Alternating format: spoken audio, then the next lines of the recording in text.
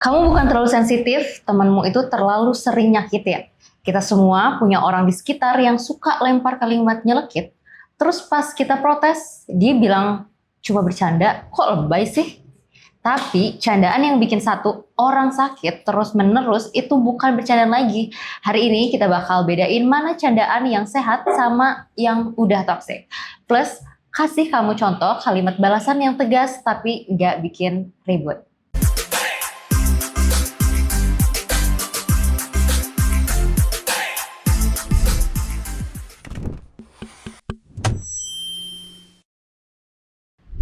Halo teman-teman semua, selamat datang lagi di Grafocast, podcast yang ngobrolin psikologi, kepribadian, relasi, karir, dan grafologi dengan santai tapi banyak insight-nya bareng aku Dania dan Afif.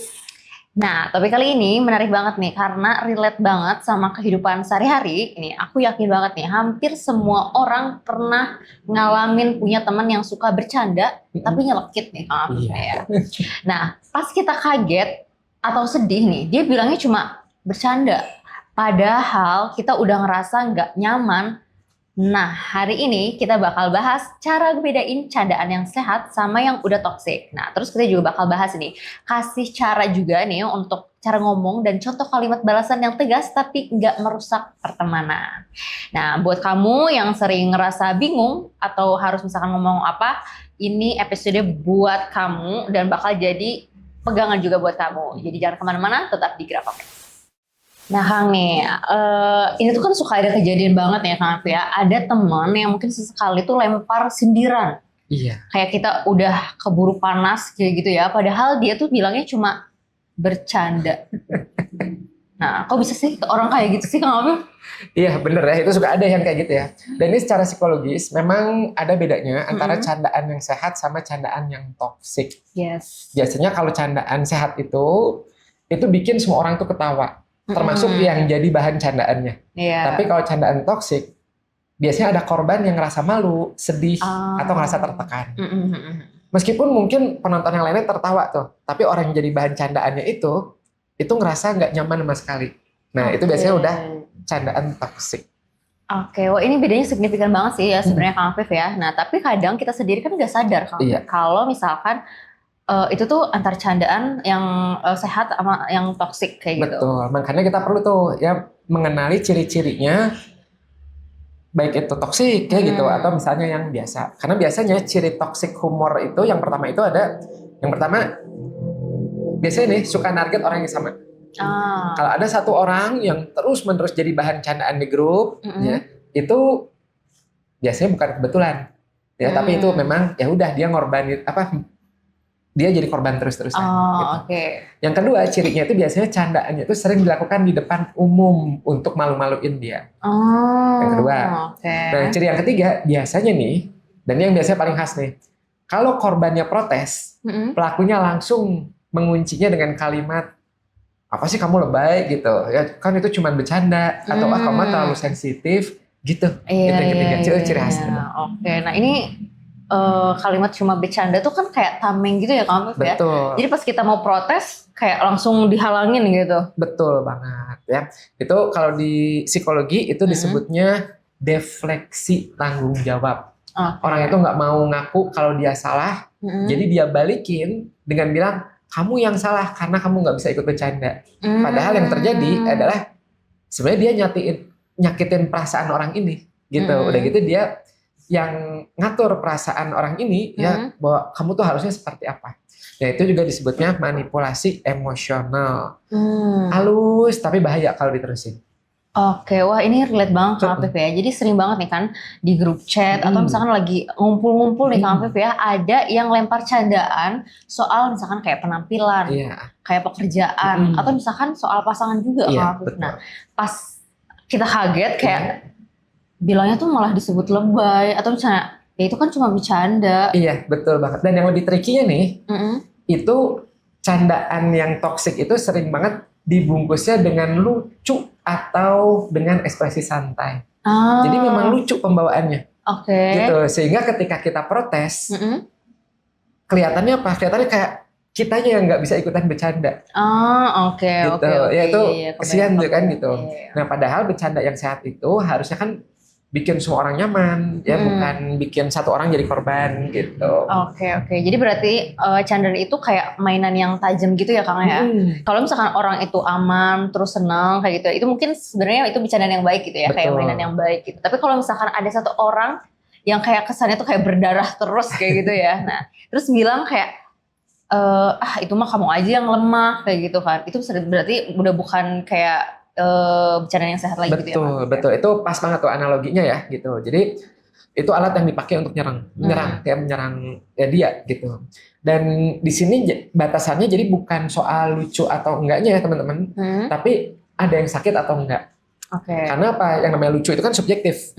Buat orang lucu, buat yang lain mungkin enggak. Jadi beda-beda.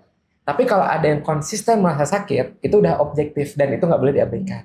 Dan ini baru separuh ceritanya nih, karena yang lebih penting lagi adalah kenapa ada orang yang suka ngelakuin ini. Tujuannya apa? Supaya nanti kita bisa tahu nih gimana cara kita menghadapinya kalau misalnya ini terjadi pada diri Anda. Tapi kan apa sih yang bikin orang tuh suka ngelakuin bercandaan kayak toksik kayak gitu? Apa sebenarnya dia tuh sadar atau emang sebenarnya dia nggak sadar bahwa itu tuh sebenarnya bercandaan toksik gitu? Iya, bisa jadi sadar, bisa jadi dia nggak sadar. Nah, yang nggak sadar ini biasanya karena dia tumbuh dari lingkungan yang candaan kasar tuh dianggapnya normal, baik di keluarga, di lingkungan gitu. Jadi dia nggak tahu batasan. Beda sama yang sadar. Tapi sebenarnya nih ya kalau menurut saya nih, yang sadar ini lebih berbahaya karena dia pakai bercandaan itu untuk merendahin orang lain tanpa kelihatan jahat. Jadi kayak ya udah emang sengaja gitu ya. Betul. Dia dapat dua keuntungan tuh. Dia bisa nyakitin, terus dia juga bisa ngelindungin diri dengan cara ya tadi bilang itu kan cuma bercanda. Iya benar. Jadi sebenarnya kayak dia kayak main aman gitu ya Kang ya. Tapi sebenarnya dia tuh nyerang, tapi kayak biar enggak kena serang balik dia sebut kayak ya udah kan alasannya. Betul, tepat banget itu. Makanya kenapa kalimat cuma bercanda itu bisa jadi tameng yang sangat efektif buat dia. Korbannya jadi ngerasa bingung, merasa bersalah. Dan akhirnya korbannya jadi diem. Sementara pelakunya bebas tuh nyerang lagi besoknya. Dan yang paling nyedihin biasanya korbannya itu sering ngerasa sendirian. Kenapa? Karena teman-teman yang lain, penonton-penonton yang lain tuh nggak berani ngebelain. Mereka takut kalau mereka protes, mereka juga bakal jadi bahan candaan berikutnya. Gitu. Jadi sebenarnya kayak lingkaran setan gitu ya Kang ya. Jadi semua takut, jadi semua tuh diem juga. Dan yang toksik tuh juga malah makin bebas gitu ya Kang. Betul. Makanya penting banget ya kita paham bedanya. Bukan untuk ngehakimin ya, tapi untuk melindungi diri dan juga untuk baik diri sendiri maupun orang-orang sekitar kita. Karena kalau kita itu ngerti ciri-cirinya, harapannya nih gitu, kita bisa jadi orang yang berani bilang kalau ada yang nggak nyaman tanpa takut dijudge. Jadi objektif kita bilangnya. Iya. Jadi sebenarnya kita tuh bisa jadi teman yang lebih aman buat orang lain juga ya sebenarnya Kang. Betul. Jadi untuk bukan hanya nyelamatin diri sendiri, tapi juga bisa ngelindungin teman kita yang dilakukan seperti itu. Dan satu lagi nih yang perlu diingat, candaan toksik itu sering diterusin. Kenapa? Karena orang-orang di sekitarnya diem. Mereka nggak mau ikut terlibat gitu. Jadi mereka ya ikutan ketawa atau minimal pura-pura nggak ngelihat. Padahal diem itu sebenarnya bikin pelakunya makin pede untuk lanjut. Setuju, bener banget Kang. Jadi kita juga perlu sadar gitu ya Kang Afif ya, kalau misalkan ada kita misalkan sebagai penonton aja gitu ya, jangan ikut, mungkin contohnya bisa jangan ikut tawa gitu ya. Minimal itu betul. Iya gitu. Kalau tahu ada yang mungkin jadinya tuh kayak ngerasa dipojokin atau ada yang merasa gak nyaman dengan bercandaan itu gitu ya. Betul, tepat banget ya. Jadi kita nggak cuma belajar untuk melindungi diri ya gitu, tapi juga untuk nggak jadi bagian dari lingkaran setan itu gitu. Iya. Kadang dengan kita cuman bilang ke pelakunya, itu kayaknya dia nggak nyaman tuh. Cuman gitu aja tuh minimal harapannya itu udah cukup untuk ngerem perilaku toksiknya dia. Ketika ada penonton yang berani ngomong lebih dari itu, wah itu bagus tuh, lebih berpengaruh daripada yang mungkin selama ini kita bayangin. Kita mungkin mikirnya, emang apa dampaknya, emang apa pengaruhnya. Tapi ketika dia lagi lucu, kita bilang, itu ada yang nggak nyaman dengan lucuan itu, langsung bisa jadi ngerem buat dia. Gitu. Itu ngaruh. Ini pembahasannya seru banget nih Kang Afif ya. Ini tentang bercandaan toksik kayak gitu. Nah, by the way, tapi Kang Afif nih, kita tuh seasik ini ngobrol ini gitu kan, karena ternyata kita emang tempatnya juga mendukung gitu ya, kayak nyaman banget di sini. Nah kita tuh lagi ada di terbantu banget nih ya, terfasilitasi sama Refuse Resto. Iya, ini ada di Tubagus Ismail kayak gitu ya, di Bandung ya Kang Afif ya. Dan kalau teman-teman udah lihat nih ya, ini di depan kita udah ada makanan-makanan yang mungkin ini favorit kita gitu di resto ini ya Kang Afif ya. Oke. Nah kamu kalau mau sambil makan, kita sambil ngobrol, itu nggak apa-apa banget ya? Oke. Nah oke, kan kita lanjut yang tadi ya gitu. Kan kalau misalkan ya Kang Afif ya, kalau misalkan itu kejadian terus, sebenarnya apa sih dampaknya untuk diri kita sendiri gitu? Iya, jadi kalau itu terjadi terus, dampaknya bisa lebih dahsyat ya, lebih dalam dari yang kita sangka. Oke. Yang pertama nih, percaya diri itu bisa jadi turun secara perlahan. Apalagi kalau setiap hari kita dengar komentar yang rendahin, meskipun dibungkusnya sama candaan ya, itu lama-kelamaan tuh kita bisa jadi mulai percaya sama apa yang mereka bilang. Oh, itu yang pertama. Oke. Yang kedua, bisa muncul yang namanya kecemasan sosial. Kita jadi takut tuh ketemu orang-orang itu, ya takut dijadiin bahan candaan lagi. Gitu. Dan yang paling berbahaya, kita mulai ragu sama perasaan kita sendiri. Gitu. Jadi kita bingung nih, ini apa sih sebenarnya yang kita rasain tuh normal atau enggak sih? Gitu. Iya. Nah, ini kan sering banget ya kita tuh bikin bingung diri kita gitu kan. Nah, kadang kita tuh sendiri kayak nggak yakin Kang Afif, kayak ini tuh beneran kita disakitin atau sebenarnya emang kita tuh yang sensitif atau kita yang terlalu lebay nggak sih gitu? Iya, betul. Nah, itulah makanya kenapa yang namanya validasi perasaan itu penting. Kalau candaan itu bikin kamu ngerasa kecil terus, sebenarnya itu bukan soal sensitivitas kamu. Ya, itu soal memang candaannya nggak sehat.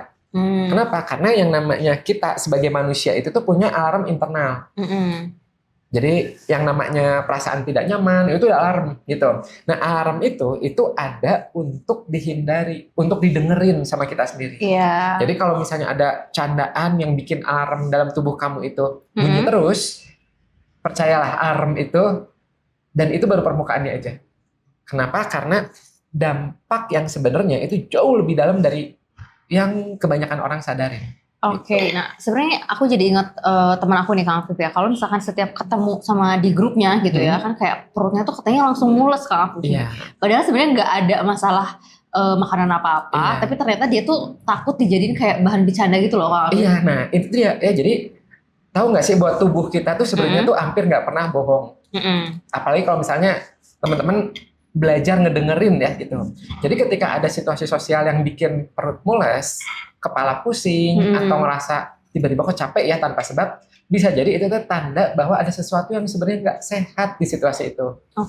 Gitu, karena apa? Yang namanya toxic friendship ya, pertemanan yang toxic itu tuh benar-benar nguras hati, nguras pikiran, tenaga gitu. Dan kalau terus-terusan dibiarin, bisa jadi perlakuan mereka tuh jadi semakin menjadi-jadi. I see. Nah iya sih, kayak air yang terus direbus pelan-pelan gitu ya kan. Jadi kita nggak sadar kalau sebenarnya itu tuh udah kayak terlalu panas gitu ya. Betul, itu analoginya pas. Jadi awalnya nggak kerasa kan kita bikin air cuman api gitu kan. Tapi lama-kelamaan tiba-tiba mendidih gitu. Nah, dan kadang kita baru sadar itu setelah lukanya itu udah dalam. Makanya ya harapannya teman-teman di sini itu bisa ngenalin tanda-tandanya dari awal. Kalau kamu udah ngerasa nggak nyaman, nggak perlu nunggu sampai luka parah dulu ya untuk ngakuin bahwa ada sesuatu yang salah.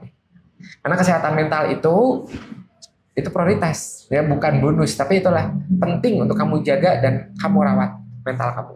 Oke Kang, nah tapi kadang nih Kang ya, kalau misalkan orang kayak bilang kalau kita tuh terlalu peka gitu, kita bakal kesepian gitu karena jadi nggak punya teman gitu. Nggak seperti itu. Itu mitos ya teman-teman, dan itu bahaya.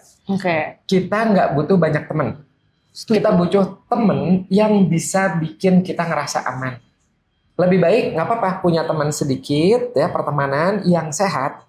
Daripada punya teman banyak tapi bikin kita takut sama diri sendiri, jadi diri sendiri, kita nggak bisa tampil apa adanya, itu malah jadinya bahaya. Nggak apa-apa ya gitu, sedikit nggak apa-apa. Banget ya Kang. Jadi berarti sebenarnya nggak usah ya kita tuh kayak ngerasa bersalah gitu ya Kang ya. Kalau misalkan kita tuh nggak bisa nerima candaan tersebut gitu. Betul banget gitu. Nggak nerima candaan yang nyakitin itu bukan berarti kita nggak bisa bercanda ya. Bercanda bisa aja, gitu kan, selama lucu.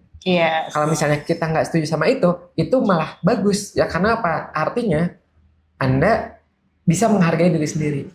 Dan sebenarnya pertemanan yang sehat itu kan harusnya nggak membuat salah satu orang itu ngerasa harus nahan gitu kan demi nahan rasa sakit demi tetap diterima, enggak gitu. Kita nggak perlu jadi pahlawan yang tahan luka untuk dianggap teman yang baik. Yes. Setuju banget. Nah, aku sebenarnya jadi lebih paham nih Kang Alvin. Sekarang kita kayak udah tahu deh bedanya bercandaan yang sehat dan bercandaan yang toksik kayak gitu kan. Nah, terus juga tahu sih benar kenapa kita nggak boleh anggap ini tuh remeh ya Kang Alvin ya. Nah, tapi aku yakin nih pasti banyak penonton yang sekarang tanya nih. Oke, aku udah paham, tapi sebenarnya sekarang gimana cara ngomong tanpa jadinya bikin ribut nih Kang Alvin. Nah, yang paling ditunggu-tunggu ini pasti solusinya nih, pasti ditunggu sama teman-teman semua nih Kang. Oke, iya. Ini pasti banyak juga yang nanya ini ya. Ada beberapa cara ya teman-teman yang bisa dicobain. Yang pertama ada yang disebut namanya adalah teknik pause and label. Oke. Ya, jadi pas candaan itu terjadi, teman-teman jangan langsung emosional. Kasih pause, jeda sebentar. Udah gitu, coba sebutin apa yang barusan terjadi. Contoh kalimatnya seperti ini. Sebentar. Itu tadi nggak enak didengar. Bercanda ya? Gitu. Atau misalnya, bentar. Aku nggak nyaman dengan candaan itu. Gitu. Ya, jadi kita kasih tahu itu. Atau teman-teman mungkin ini lucu untuk kalian, tapi buat aku nggak. Iya benar-benar, Gitu. iya benar-benar setuju nih Kang. Jadi sebenarnya nggak langsung emosi, tapi sebenarnya kita kasih label dulu gitu ya Kang. Betul. Ya, jadi kita kasih tahu dulu itu nggak nyaman, itu nyakitin apa. Dan tujuannya bukan nyerang balik ya, tapi ngasih kesempatan orang itu untuk sadar. Betul. Karena memang tadi kan gitu, ada yang bisa jadi dia nggak sadar kalau nyakitin gitu kan, kalau candaan nyakitin. Dengan kita tenang dan kita kasih spesifik, itu susah tuh ya buat orang lain untuk bilang lebay atau terlalu sensitif gitu. Kita nggak lagi bereaksi, kita lagi ngerespon dengan sadar. Tunggu. Yang itu nggak nyaman, itu bukan candaan lucu loh. Gitu. Iya benar-benar setuju Kang. Jadi sebenarnya itu bedanya bereaksi sama merespon ya Kang. Jadi bereaksi kalau bereaksi itu kayak spontan aja gitu. Nah kalau misalkan merespon itu mungkin tenang, terus juga kita paham banget kayak gitu ya. Betul, ya gitu. Nah, kalau pause dan labeling itu nggak ngaruh, kita naik level berikutnya, ya, yang lebih tinggi. Coba teman-teman tetapkan batasan dengan tegas. Contoh kalimatnya gini, gue tuh nggak nyaman banget ya kalau misalnya dijadiin bahan candaan terus seperti ini. Tegas tuh. Iya betul. Ya, bisa dihindari nggak? Gitu. Jadi kasih tahu ke dia. Atau kalau nggak bisa juga kayak gini. Aku tuh nggak suka lah dibilang seperti itu di depan orang lain. Kalau mau bercanda yang lain aja. Iya. Gitu. Ya itu lebih tegas tuh, naik level, bagus. Atau yang lebih tegas lagi, kita bisa bilang kayak gini. Aku tuh menghargai pertemanan kita, tapi aku nggak bisa terus-terusan dijadiin bahan bercandaan seperti itu. Wow, kan gitu. Itu kamu lebih tegas lagi. Iya, itu powerful banget sih Ngafe. Itu tegas, tapi sebenarnya nggak nyerang orangnya gitu. Fokusnya sebenarnya kita tuh ke topik, bukan ke orangnya gitu. Ke bercandaannya ya. Betul banget. Dan itu kuncinya ya teman-teman gitu. Jadi kunci di sini betul yang Dania bilang barusan, ya itulah kita nyebutkan topiknya secara spesifik, bukan serang karakter orangnya. Betul. Jadi bedain antara kamu jahat sama topik itu nggak enak buat gue. Beda tuh. Nah, yang kedua itu lebih mudah diterima. Karena apa? Karena kita nggak ngehakimin dia sebagai orang, tapi kita ngasih tahu ya batasan kita itu di mana. Gitu. Nah berarti sebenarnya kita tuh kasih tahu garis merahnya ya. Jadi sebenarnya bukan nyalahin orangnya atas hal itu gitu ya. Betul. Dan lagi yang penting banget nih. Kadang-kadang kita suka keceplosan sendiri. Nah, itulah jangan minta maaf setelah menyatakan batasan. Setuju. Itu setuju banget kalau Kadang-kadang kita suka bilang kan gitu. Nah jadi jangan bilang maaf ya.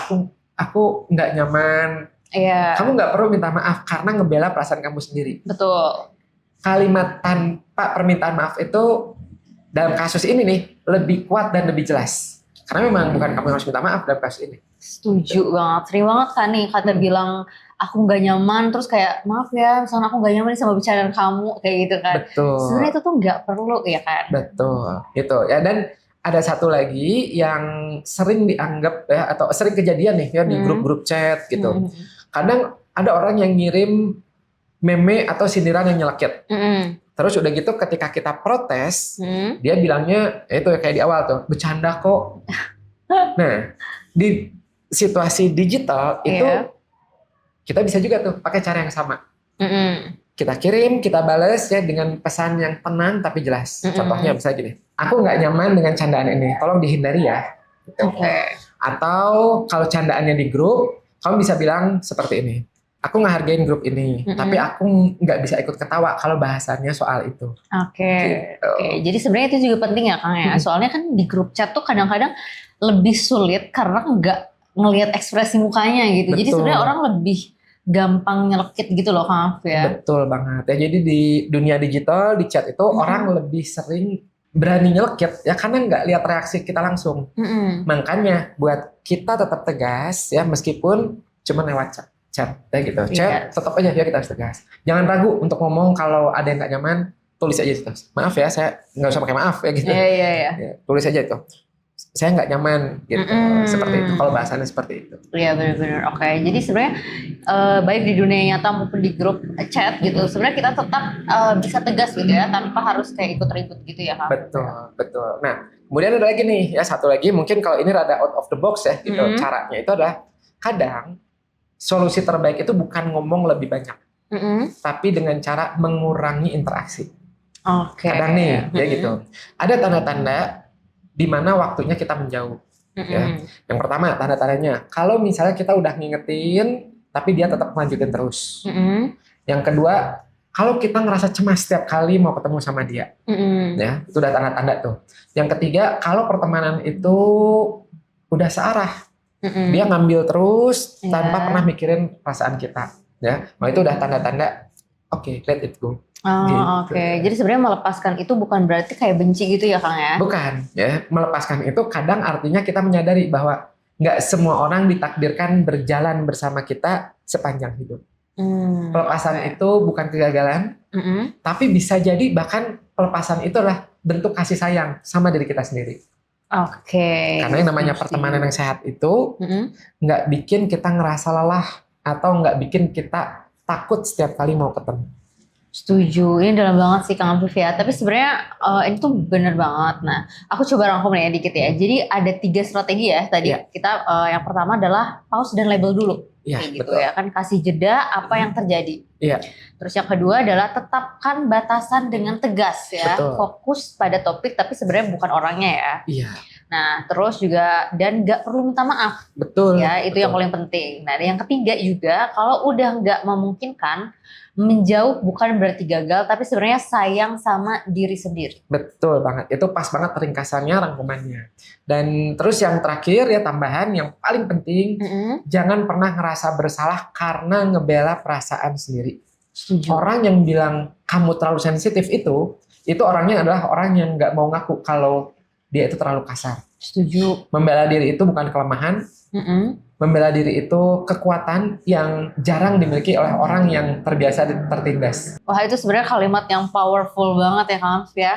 Oke nih sebelum kita tutup, aku punya fun fact menarik nih Kang Afif nih. Nah ternyata ya Kang Afif ya, otak kita itu mencatat candaan yang merendahkan sebagai ancaman sosial.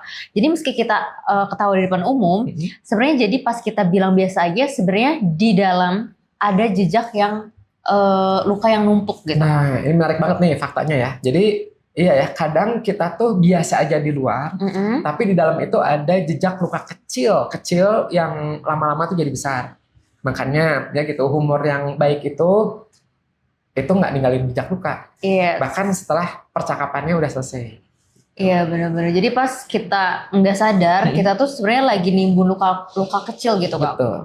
Betul. Dan ya tadi ya luka-luka kecil itu lama-kelamaan bisa bikin kita jadi orang yang nggak percaya diri. Makanya penting banget buat kita sadar bahwa candaan yang baik itu yang bikin semua orang itu bisa pulang dengan senyum, bahagia, happy, bukan dengan beban. Setuju. Aduh itu menarik banget Kang Afif. Berarti candaan tuh nggak cuma soal lucu gitu ya Kang Afif, tapi sebenarnya soal untuk aman juga gitu ya, untuk sosialisasi. Betul ya, jadi candaan yang sehat itu ibaratnya kayak makanan yang enak dan juga bergizi. Semua orang senang, nggak ada yang sakit perut setelahnya. Betul. Gitu. Beda kalau misalnya ada satu yang tiba-tiba pulang dengan rasanya berat, itu mah udah bukan candaan yang sehat lagi. Betul, Itu iya, sesuatu iya. yang lain lah gitu, itu yang gak sehat. Nah, jadi intinya nih ya, Kang Afif ya, candaan yang sehat itu bikin orang tuh semua tuh ngerasa nyaman ya. Nggak ada yang pulang bawa luka tadi yang kata Kang Afif, dan yang toksik itu justru bikin satu orang merasa sendirian, meskipun mungkin dikelilingi banyak orang. Nah, makanya penting buat teman-teman semua juga yang bikin orang lain ngerasa aman kayak gitu ya. Terus juga nggak ngerasa orang tuh menjadi kecil kayak gitu. Oke, thank you banget nih Kang Afif ya atas pencerahan hari ini kayak gitu ya. Lega banget rasanya mendengar penjelasan dari Kang Afif. Iya, sama-sama. Semoga bisa dipraktekin pelan-pelan ya teman-teman. Nah, terus juga tadi juga kayak dalam banget gitu ya materi-materinya. Tapi sebenarnya benar juga gitu ya. Cuma kadang tuh kan kita susah ya Kang, mau berintrospeksi diri, tapi kita tuh sering biasa sama diri sendiri gitu. Iya, wajar ya gitu. Kita mau introspeksi, mau mengenal diri, tapi bias itu wajar, manusiawi banget. Makanya kadang kita butuh alat bantu yang objektif untuk ngaca siapa sih kita ini, ya, apa kelebihannya, apa potensinya, apa hambatannya. Salah satunya itu lewat tulisan tangan. Ya jadi kebayang tuh, ya kita itu seperti apa. Oke, oke. Nah, buat teman-teman juga nih yang penasaran, tulisan tanganku tuh sebenarnya tuh menggambarkan apa sih gitu? Mulainya tuh dari mana nih Kak? Ya, jadi simpel aja ya. Kalau misalnya teman-teman mau belajar gratis, ya itu bisa belajar dasar-dasarnya banyak ya gitu. Itu disiapin di grafologiindonesia.com/gratis. Tapi kalau misalnya teman-teman mau langsung dicek nih tulisan tangannya, baik untuk diri sendiri ataupun kompatibilitas sama pasangan, itu bisa coba tes tulisan teman-teman di website yang sama, grafologiindonesia.com/tes strip grafologi. Nah, asik banget nih Kak Afif. Ini bisa dicoba ya untuk mengenal diri sendiri tuh lebih dalam lagi gitu ya. Nah, linknya juga tadi yang Kak Afif sebutin udah kita simpen di deskripsi, jadi mempermudah teman-teman untuk tinggal klik aja. Oke, nah terima kasih juga nih buat teman-teman yang sudah mendengarkan sampai akhir nih ya. Semoga obrolan hari ini bermanfaat. Oke, jangan lupa untuk like, share ke orang tersayang, dan subscribe supaya nggak ketinggalan lagi episode menarik lainnya di Grafocast. Jadi sampai ketemu di episode berikutnya. Bye-bye.